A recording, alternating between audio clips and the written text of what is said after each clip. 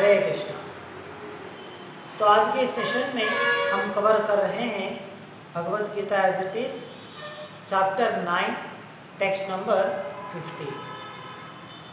तो आज के श्लोक में भगवान यहाँ पे समझाते हैं महात्मा के अलावा जो अन्य वर्ग है, जो भगवान कृष्ण की आराधना करते हैं लेकिन अलग तरीके से, भगवान कृष्ण की आराधना अलग प्रकार से जो लोग करते हैं, उनके बारे में आज के श्लोक में हमें समझाया जाता है। तो जैसे हमने पिछले 3 श्लोकों से लगातार देखते आ रहे हैं, भगवान ने वहाँ पे एक महात्मा, किसे हम महात्मा कह सकते हैं, जो व्यक्ति महात्मा होते हैं उनकी क्वालिफिकेशन क्या है, किस प्रकार की अर्हता होना चाहिए एक महात्मा होने के लिए, इन सभी विचारों को पिछले 2 श्लोकों में भगवान ने हमें डिस्कस किया था। तो वहाँ पर हमने देखा है किस प्रकार भगवान के वाक्य के अनुसार अगर हम समझने का प्रयास करेंगे तो महात्मा हम उन्हें कह सकते हैं जो प्योर डिवोटीज हैं, शुद्ध भक्त हैं, और साथ ही जो इन दोनों श्लोकों में आने वाले सभी क्वालिटीज को जिसमें हम देख सकते हैं, सिर्फ उसे ही या उन्हें ही हम महात्मा कह सकते हैं। उनके अलावा किसी भी राजनीति के दबाव के लिए या उनके उपयोग के लिए या किसी सामाजिक स्तर के लिए किसी भी व्यक्ति को महात्मा कहना अनुचित होगा। तो इस प्रकार से एक महात्मा क्वालिफिकेशन क्या है और वो किस प्रकार से भगवान की सेवा में लगे हैं, ये सभी विचार हमने पिछले 2 श्लोकों में कवर किया था। तो महात्मा के अलावा अन्य वर्ग जो भगवान की आराधना करते हैं, तो उनके बारे में आज के श्लोक में दिया गया है। तो यहाँ पे भगवान कहते हैं ज्ञान यज्ञेन चाप्यन्ये यजन्तो माम उपासते एकत्वेन पृथक्त्वेन बहुधा विश्वतो मुखम। तो भगवान कहते हैं उपासते यजन्तो माम उपासते, महात्मा के अलावा ये दूसरा वर्ग भी है, दूसरे लोग भी है जो माम उपासते, मेरी पूजा करते हैं, मेरी उपासना करते हैं। कौन है ये लोग और किस प्रकार से ये लोग करते हैं? ज्ञान यज्ञेन, बाय कल्टीवेशन ऑफ नॉलेज, ज्ञान के द्वारा या ज्ञान की प्राप्ति करने के लिए या उसके द्वारा भगवान की आराधना करते हैं।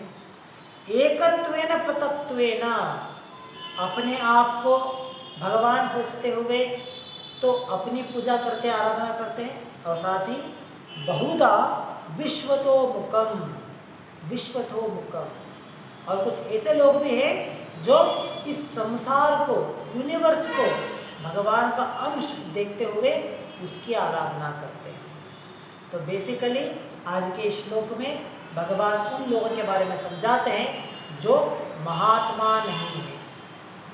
तो यहाँ पे जो महात्मा नहीं है लेकिन फिर भी भगवान की आराधना करते हैं, उनमें प्रमुख पॉइंट क्या है, प्रमुख विषय क्या है?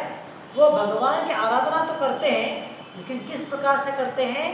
अलग तरीके से करते हैं। जैसे शास्त्रोक्त रूप से, शास्त्र के द्वारा प्रमाणित रूप से वो लोग नहीं करते, बल्कि अपने एक अलग भाव में भगवान की आराधना कर रहे हैं।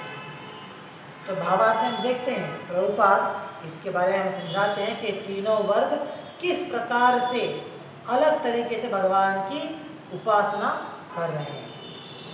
तो उससे पहले प्रभुपाद यहाँ पे कहते हैं कि आज का जो श्लोक है ये पिछले 2 श्लोकों का समरी इसे कहा जाता है, क्योंकि हमने देखा है भगवान ने किस प्रकार से समझाया था कि भगवान के जो स्वरूप है, भगवान का जो मूल रूप है, इसे सभी लोग नहीं जानते हैं, बल्कि ऐसे बहुत लोग हैं जो भगवान के मूल रूप को समझ नहीं पाते और वो लोग सोचते हैं कि तो भगवान तो मनुष्य का रूप में आ रहे हैं।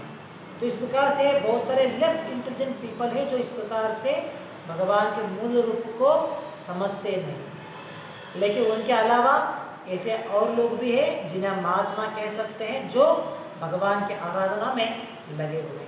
और आज के श्लोक में भगवान कंक्लूड करते हैं कि महात्मा के अलावा जो अन्य वर्ग है उनके बारे में जानकारी देते हुए। तो हम देख सकते हैं भावार्थ में यहाँ पे प्रभुपाद कहते हैं,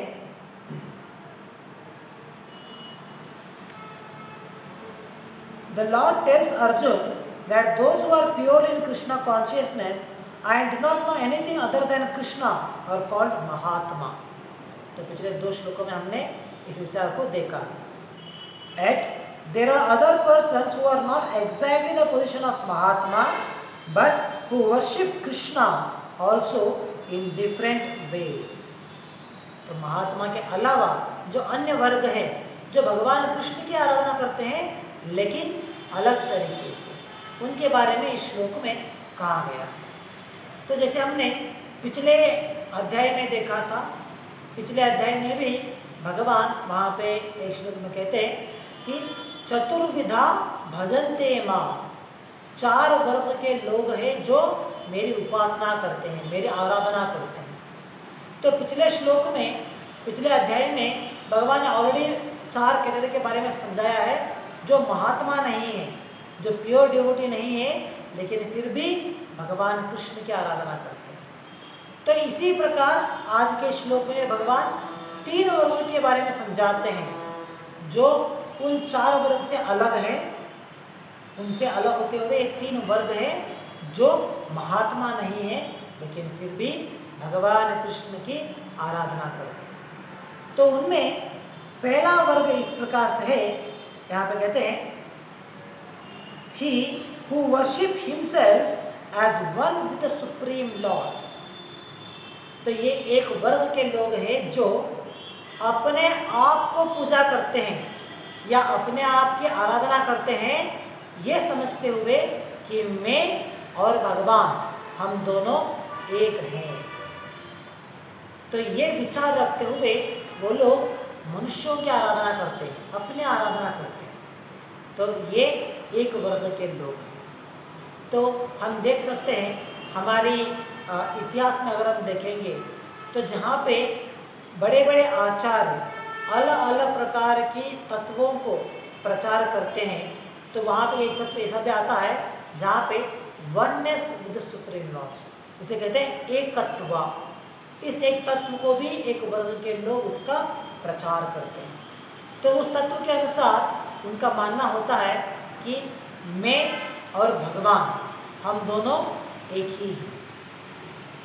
तो एकत्व, तो इस एकत्व का अर्थ वो लोग इस प्रकार से निकालते हैं कि हम सभी जीवी, जैसे हम यहाँ पे अलग अलग जीवी हैं, मैं अलग हूँ, आप अलग हो, दूसरा व्यक्ति अलग है, हर एक व्यक्ति की अलग अलग इंडिविजुअलिटी है, हमारा एक अलग पहचान है। लेकिन वो लोग कहते हैं कि ये अलग अलग पहचान हमारा जो है ये सिर्फ भौतिक जीवन में अस्तित्व में है।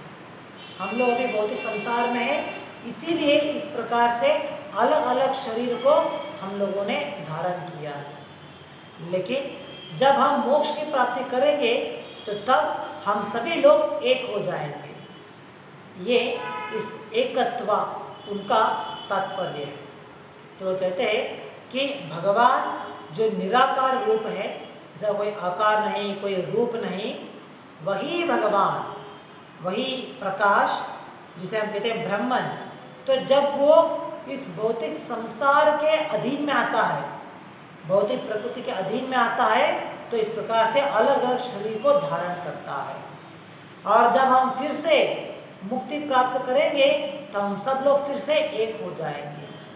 तो ये इस एक वर्ग का तत्व होता है, उनका एक फिलॉसफी। तो इसे वो कहते हैं एकत्व। तो उनके अनुसार हमारे जो इंडिविजुअलिटी है ये सभी टेम्पररी है। जैसे मैं अलग हूँ, मेरा एक अलग नाम है, अलग पहचान है, आपका एक अलग नाम है और आपका एक अलग पहचान है। लेकिन इनका मानना है कि हम दोनों एक ही है। एक्चुअली हम दोनों अलग अलग नहीं है, हम दोनों एक ही है। क्योंकि हम भौतिक संसार में है इसीलिए अलग अलग शरीर प्राप्त किया हुआ है। जैसे ही हम ये भौतिक संसार को छोड़ देंगे और मुक्ति प्राप्त करेंगे तो हम सभी लोग, हम दोनों एक हो जाएंगे। तो ये इनका तत्व है। तो भगवत गीता में इस तत्व को ठुकराते हुए भगवान ने सेकंड चैप्टर में ही हमें ये ज्ञान दे दिया था, जहाँ पे भगवान अर्जुन को सभी उस युद्ध भूमि के बीच में खड़ा होते हुए सभी राजाओं को, सेनाओं को दिखाते हुए भगवान ने कहा था कि हम सभी लोग उपस्थित थे पास्ट में भी, हम लोग पहले भी इसी प्रकार इंडिविजुअली उपस्थित थे, आज भी हम देख सकते हैं हम सभी लोग यहाँ पे इंडिविजुअली है और आगे आने वाले समय में भी, फ्यूचर में भी हमारी जो अस्तित्व है, हमारी जो इंडिविजुअलिटी है, ये इसी प्रकार चलेगा। तो इस प्रकार भगवान ने भगवद गीता के दूसरे अध्याय में ही इस तत्व को ठुकरा दिया था।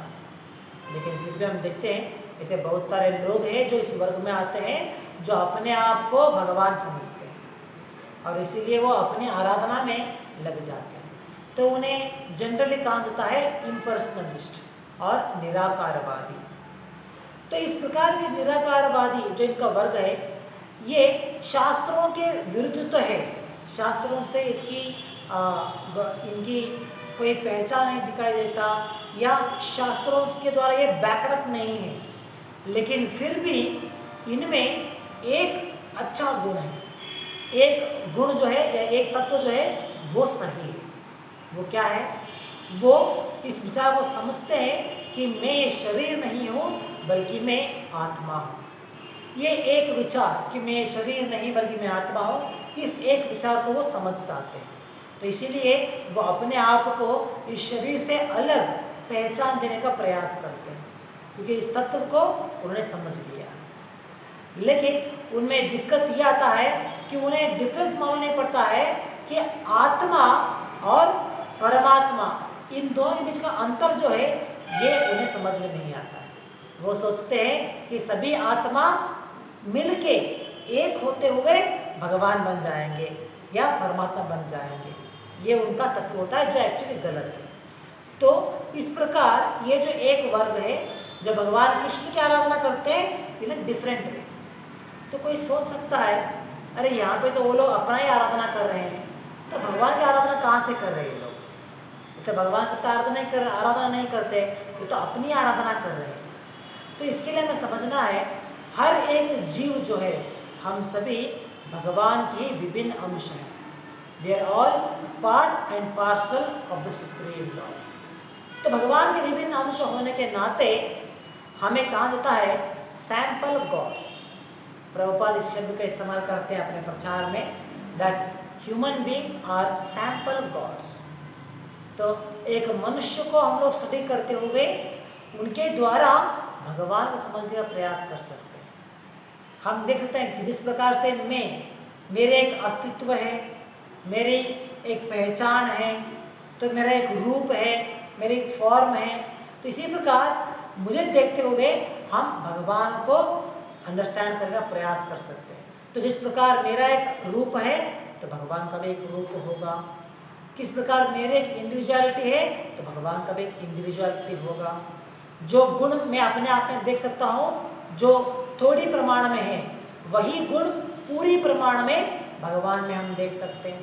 तो इस प्रकार हर एक मनुष्य को कहा जा सकता है सैंपल गॉड्स। तो इसीलिए जब एक मायावादी अपने आप की आराधना करते हैं या दूसरे अन्य व्यक्ति की आराधना करते हैं, ये सोचते हुए कि ये सभी हम सभी एक है, हम सभी लोग एक ही है, हम सभी आत्मा है और हम सभी एक है, ये सोचते जब वो आराधना करते हैं, पूजा करते हैं, तो वो लोग इनडायरेक्टली भगवान कृष्ण की आराधना कर रहे हैं।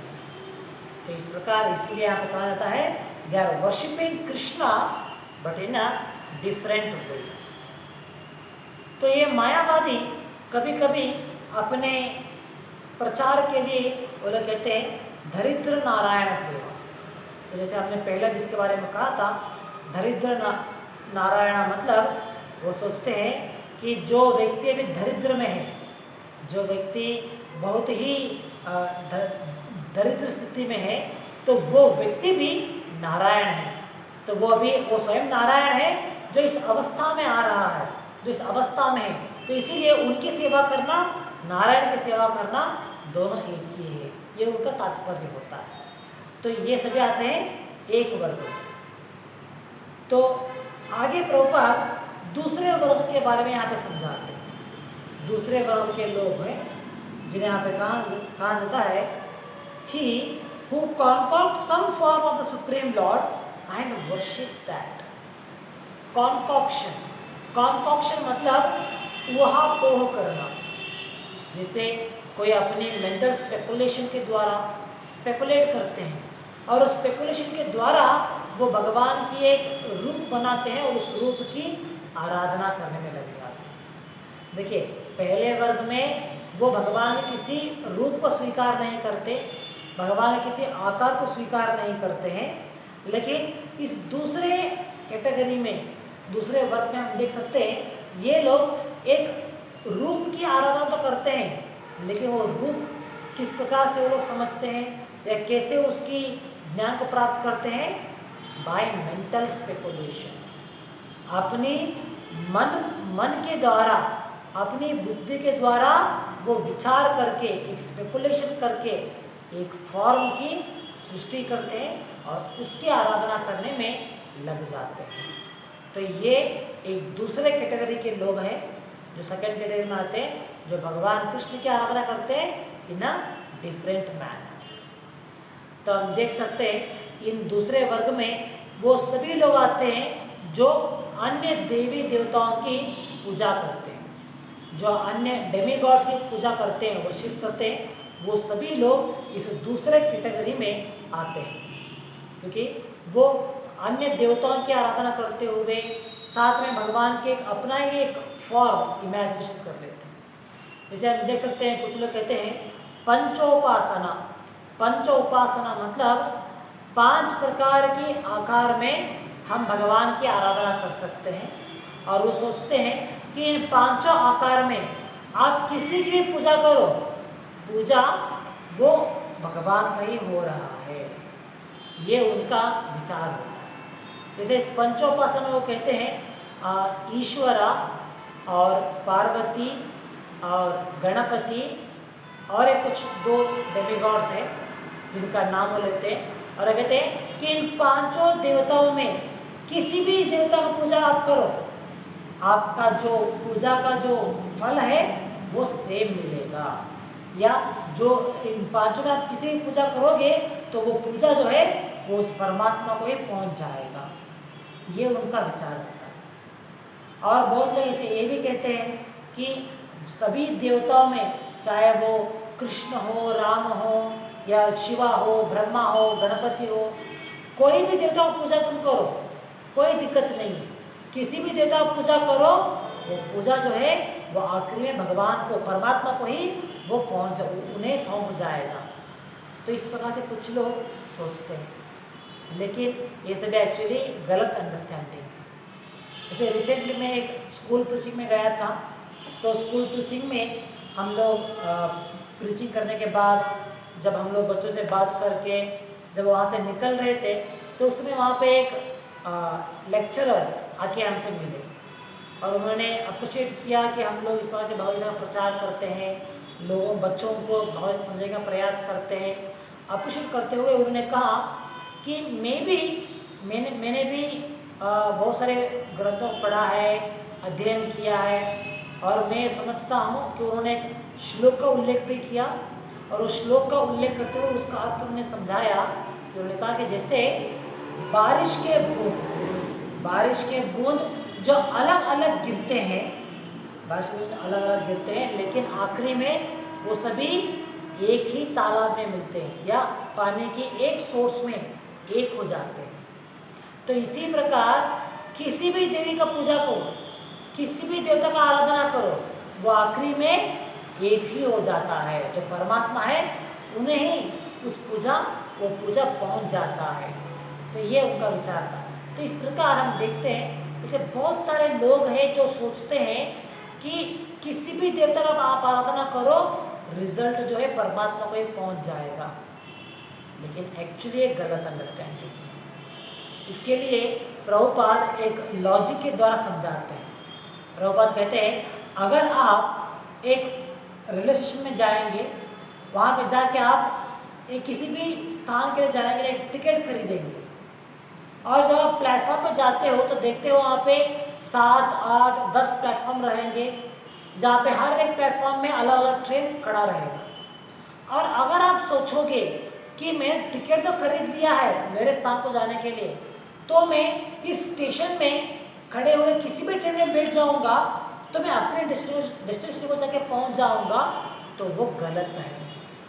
हर एक ट्रेन अलग अलग डेस्टिनेशन पे जाता है, ऐसा नहीं कि हर एक ट्रेन एक ही डेस्टिनेशन में जाता है। तो इसीलिए जिस स्टेज में आपको जाना है, जिस डेस्टिनेशन में आपको जाना है, उसके अनुसार आपको ट्रेन कैच करना होगा। ऐसा नहीं कि आपको बेंगलुरु जाना है और आप किसी भी ट्रेन में बैठ जाओ तो जाएगा, वो नहीं होगा। तो इस प्रकार हमें समझना है कि किसी भी देवी का आराधना करते हुए, किसी भी देवता का आराधना करते हुए वो परमात्मा को ही पहुंचेगा, ये बात गलत है। सभी देवी देवता का आराधना करते हुए उसका फल अलग अलग से मिलता है, वो उसका फल आप भगवान की आराधना से कंपेयर नहीं कर सकते। तो ये जो दूसरे वर्ग में लोग आते हैं, ये इस प्रकार से सोचते हैं कि किसी भी देवी का आराधना करो, और इतना ही नहीं, अपना ही कॉन्कॉक्शन मतलब मेंटल स्पेरोसी के द्वारा किसी भी रूप को आराधना करो। कहते हैं कि जैसा जो रूप आपको अच्छा लगता है उसका आराधना करो। जैसे वो लोग आप देख सकते हैं, वो लोग ये एग्जाम्पल कोट करते हैं कि जैसे हम वराह देव का आराधना करते हैं, या नहीं तो मत्स्य अवतार का आराधना करते हैं। वो सोचते हैं देखो ये लोग भी अपने अपने इच्छा के अनुसार एक एक फॉर्म का पूजा कर रहे हैं। एक कोई मछली का पूजा करता है, कोई पिग फॉर्म का पूजा करता है, तो हम भी अपने अनुसार, मेरी मर्जी के अनुसार मैं भी कुछ अलग से करूँगा। मुझे बकरी पसंद है तो मैं बकरी के रूप में भगवान को पूजा करूँगा, या तो मुझे चूहा पसंद है तो मैं चूहे के रूप में भगवान का आराधना करूँगा। तो इस प्रकार से लोग लॉजिक देते हैं, लेकिन हमें समझना है कि एक वैष्णव चाहे वो मत्स्य अवतार का आराधना करते हैं या वराह अवतार का, वो शास्त्रों के द्वारा प्रमाणीकृत है। शास्त्रों में दिया गया है कि किस प्रकार भगवान ने वराह अवतार को धारण करते हैं, किस प्रकार भगवान कूर्म अवतार में आते हैं, ये सभी शास्त्रों में दिया गया है और शास्त्रों के अनुसार उस रूप का आराधना किया जाता है, ना ही बल्कि अपने मेंटल स्पेकुलेशन के द्वारा, अपने मन के द्वारा, विचार के द्वारा हम लोग आराधना नहीं करते, बल्कि शास्त्र के प्रमाण के द्वारा आराधना करते हैं। तो इसीलिए ये दूसरे वर्ग में लोग आते हैं जो सोचते हैं कि किसी भी रूप का आराधना करो वो भगवान को ही पहुंचेगा। ये दूसरे वर्ग के लोग हैं जो भगवान कृष्ण की आराधना कर रहे हैं, लेकिन गलत तरीके से या एक अलग तरीके से कर रहे हैं। जब हम इस्लाम की बैकग्राउंड आप देखेंगे, किस प्रकार से उनका एक धर्म प्रारंभ हुआ, तो वहाँ पे आप देख सकते हैं कि हिस्ट्री में मेंशन है कि जो अरब देश में जहाँ पे इस धर्म का प्रारंभ होता है, वहाँ पे इस धर्म के प्रारंभ के समय में एक छोटे छोटे ग्रुप के लोग अलग अलग पंगड़ में या अलग अलग ग्रुप में एक अलग अलग स्थान पे वो लोग अपना जीवन बिताते थे। तो उस समय बहुत उन्हें आपस में कनेक्ट करने के लिए, आपस में बात करने की कोई सुविधा नहीं था। उन्हें पैदल चलते हुए जाना पड़ता था, कहीं पे अगर जगह पहुंचना है तो वहाँ पर जाएंगे कितने महीने लगते थे जाकर पहुंचने के लिए। तो इस प्रकार की परिस्थिति में वो लोग अलग अलग ग्रुप में अलग अलग प्रकार की आराधना में लगे हुए थे। तो अब हम देखते हैं कि इस्लाम के अगर आप बैकग्राउंड देखेंगे तो अब आप देख सकते हैं कि जब एक व्यक्ति ने वहाँ से अपने एक गांव से दूसरे शहर जाते हैं और वहाँ पे जाके देखते हैं कि वहाँ पे भगवान की आराधना होता है, एक रूप में, एक फॉर्म में आराधना हो रहा है, और वो जब वापस अपने गांव चले आते हैं तो वही बात को लोगों को समझाते हैं कि भगवान का एक रूप है और भगवान एक रूप में आराधना हो रहा है, एक फॉर्म में। तो जब ऐसे एक बात फैलता है, लोगों को प्रचार होता है, तो सभी लोग क्या करते हैं, भगवान के अलग अलग रूप बनाना चालू कर देते हैं। जैसे मैंने कहा, जो भी उनकी इच्छा होता है तो अपनी इच्छा के अनुसार एक एक रूप बना के उसकी आराधना करना चालू करते हैं। कुछ लोग एक बकरी का रूप बनाते हैं, कुछ लोग एक मनुष्य का रूप बनाते हैं, कुछ लोग एक बच्चे का रूप बनाते हैं। तो जो भी उन्हें पसंद है उस अपनी पसंद के अनुसार एक रूप बनाते हैं और उसकी आराधना करना चालू करते हैं।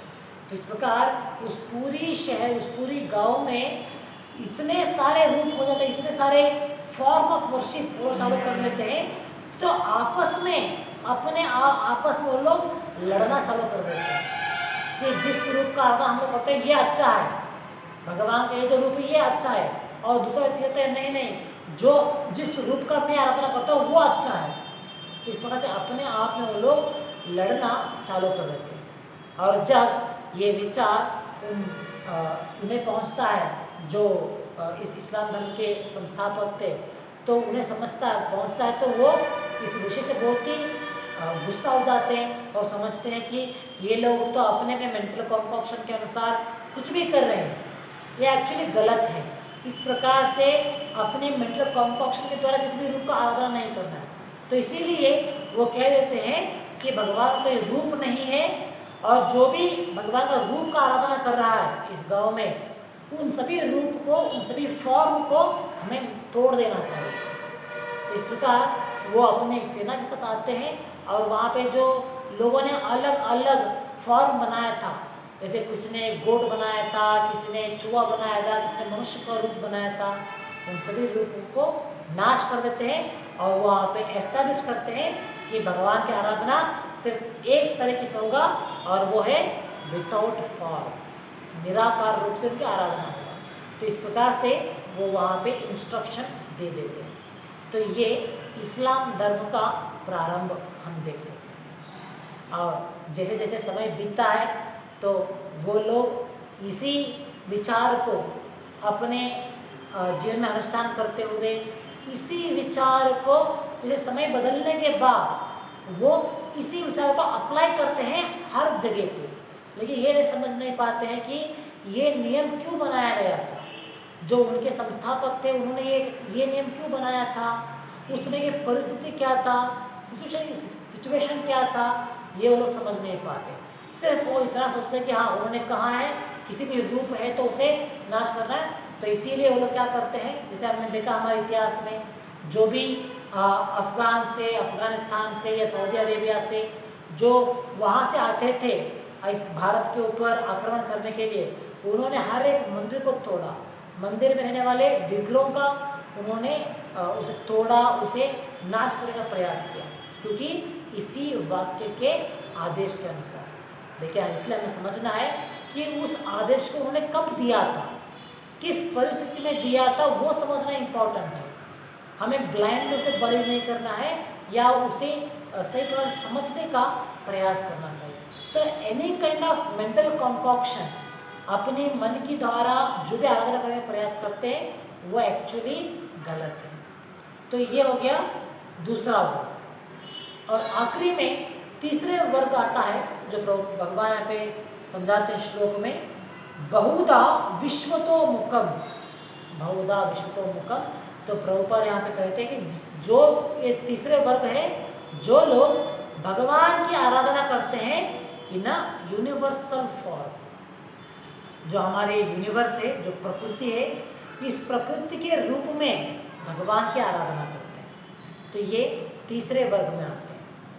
तो भगवद गीता में भी, भगवद गीता के 11th चैप्टर में भगवान अपने विश्व रूप का दर्शन कराते हैं और वहाँ पे इस विश्व रूप की ग्लोरिफिकेशन में उसके बारे में समझाते हुए हमें समझाया जाता है किस प्रकार विश्व रूप जो है वहाँ पे हमारी पूरी सृष्टि, पूरा यूनिवर्स उस रूप में हम देख सकते हैं, जहाँ पे सूर्य जो है वो उस विश्व रूप का एक आंक है, चंद्र जो है वो उसका दूसरा आंक है, और सभी जो प्लैनेट्स हैं वो सभी उसी यूनिवर्स में आते हैं, उसी यूनिवर्स के शरीर में आते हैं।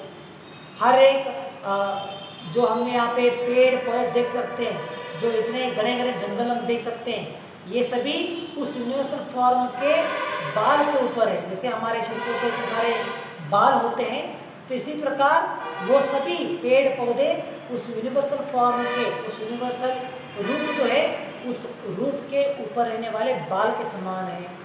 तो इस प्रकार की अंडरस्टैंडिंग हमें दिया जाता है 11th चैप्टर में। तो ये तीसरे वर्ग के लोग इस यूनिवर्सल फॉर्म की आराधना करते हैं, उसकी पूजा करते हैं। तो ये तीसरे वर्ग में आते हैं। तो आपने देखा रहेगा बहुत सारे लोग कहते हैं that we should worship nature, हमें प्रकृति की आराधना करना है, प्रकृति में सब कुछ है, जो भी हमें हील करना है, हमारे स्वास्थ्य को सही रखने के लिए जो भी आवश्यकता है सब कुछ हमें प्रकृति में मिल रहा है। तो इसलिए हमें प्रकृति की आराधना करना है, वी शुड वर्शिप नेचर। तो इस तरह से आपने सुना रहेगा बहुत बार। तो ये सभी लोग जो प्रकृति की आराधना करने में लगे हैं, नेचर की आराधना करने में लगे हैं, या नहीं तो यूनिवर्सल फॉर्म, भगवान की भौतिक फॉर्म का आराधना करने में लगे हैं, ये सभी तीसरे वर्ग में आते हैं। तो इस प्रकार इस श्लोक में भगवान इन 3 वर्ग के बारे में यहाँ पे समझा रहे हैं। और इन तीनों वर्गों के बारे में समझाते हुए आगे प्रभुपाद कहते हैं, they consider the universe to the supreme organism and or entity and worship that. So the universe is also a form of the Lord. तो इस प्रकार ये जो तीसरे वर्ग है, ये लोग भगवान की इस भौतिक रूप को, जो यूनिवर्सल फॉर्म है, उसकी आराधना में लगे हुए। तो आज के श्लोक में हमने देखा 3 वर्ग के लोग जो महात्मा नहीं है, those are not pure devotees, ये दूसरे वर्ग में आते हैं, जो लोग भगवान की आराधना करते हैं लेकिन अलग अलग स्तर पे। तो यहाँ पे 3 वर्ग है, इन तीनों वर्गों के बारे में आज के श्लोक में हमने समझने का प्रयास किया। तो यहाँ पर समाप्त करेंगे आज के लिए। ग्रंथराज श्रीमद् भगवद गीता की जय, जगत गुरु प्रभुपाद की जय। हरे कृष्ण।